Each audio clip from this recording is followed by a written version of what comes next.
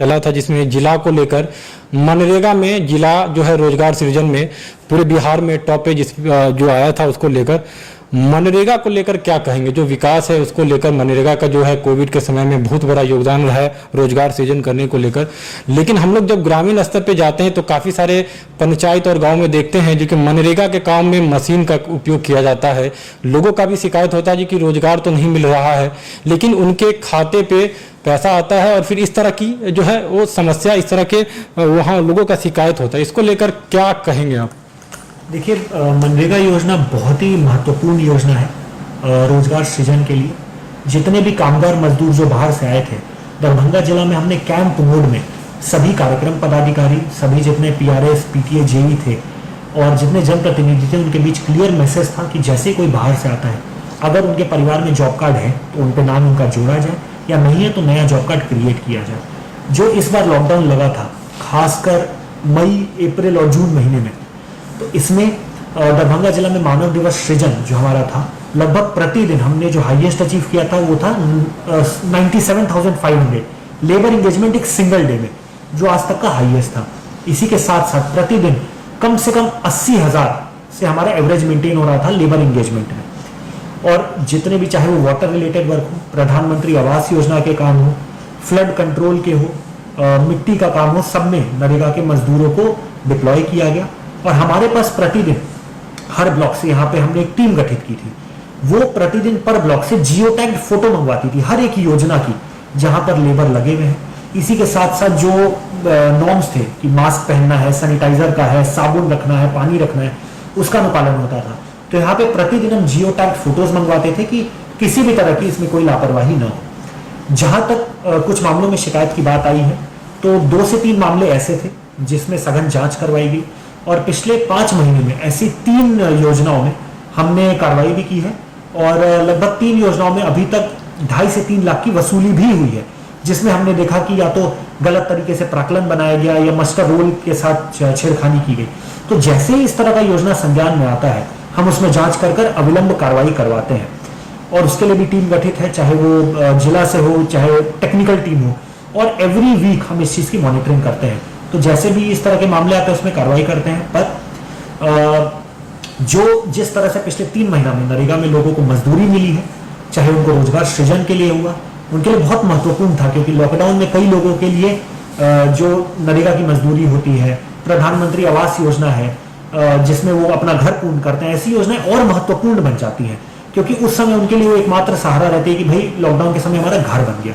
वैसे नरेगा योजना में उनको मजदूरी का पैसा मिला, मजदूरी मिली, और दरभंगा जिला में 60% जो मजदूरी में लोग थे वो महिलाएं थी, तो ज्यादा महिलाओं को भी किया गया था। और हमने लगभग 3,500 से 4,000 नए जॉब कार्ड ऐसे लोगों के बनवाए थे या उनको शामिल किया था जो बाहर से आए, जो कामगार मजदूर से जो बाहर से आए थे। उसके अलावा भी लगभग 14 से 15,000 नए जॉब कार्ड का सृजन उस फेज में किया गया था। तो इसी तरह से नरेगा में प्रगति रही है। अभी वृक्षारोपण का हमारा जो नया टारगेट है, लगभग 7,77,000 पौधे हमें दरभंगा जिला में वृक्षारोपण के तहत लगाने हैं, उसी पर अभी हम कार्य कर रहे हैं। चलिए, अंत में एक चीज आपसे जोड़ेंगे, जो कि हम लोग देखते हैं जी कि लगातार आप जो है वो व्हाट्सएप के माध्यम से भी एक्टिव रहते हैं। लोगों का ऐसा मानना है जो कि आप व्हाट्सएप पे भी जवाब देते हैं, लोगों को कॉल बैक भी करते हैं अगर बिजी रहते हैं तो। लेकिन इस अगर बात करें स्थानीय स्तर पे जो पदाधिकारी हैं, चाहे ब्लॉक स्तर पे होते हैं या फिर जो पंचायत स्तर पे पदाधिकारी हैं, वो उस तरह से एक्टिव नहीं दिखते हैं जिस तरह से आप व्हाट्सएप के जरिए एक्टिव होते हैं। आप देखेंगे हजारों मैसेज आपको व्हाट्सएप पे आता रहता है, या तो खबरों के माध्यम से या फिर शिकायतों के माध्यम से। स्थानीय स्तर पे जो ब्लॉक पदाधिकारी है उसको लेकर क्या कहेंगे, जो एक्टिव नहीं होते हैं, सुनते नहीं हैं? अभी हम सिटीजन आवाज के माध्यम से भी एक खबर चला था मनरेगा में, जिसको लेकर मिट्टीकरण था, लेकिन वो फिर वहां पे हुआ नहीं था, ग्रामीण शिकायत कर रहे थे। क्या कहेंगे जी कि कहाँ जो स्थानीय स्तर पे ब्लॉक पदाधिकारी हैं या फिर जो पंचायत स्तर पे हैं, उनकी संलिप्तता होती है प्रतिनिधियों के बीच में, वहाँ पे जो भी बिचौलिए हैं उनके बीच में? देखिए, कभी भी इस तरह की जब शिकायत आती है तो वहाँ के जो संबंधित पदाधिकारी है, जिलाधिकारी महोदय का स्ट्रिक्ट आदेश है कि इस तरह की शिकायत फील्ड से नहीं आनी चाहिए, क्योंकि अगर लोकल लेवल के जितने पदाधिकारी हैं वो अपना सही तरीके से कार्य करेंगे तो इस तरह की शिकायतें नहीं आएंगी। कभी भी हमारे पास शिकायत आई है तो संबंधित पदाधिकारी से बात की गई है, अगर उसमें पाया गया कि किसी भी तरह की अनियमितता है तो संबंधित पर कार्रवाई भी की गई है।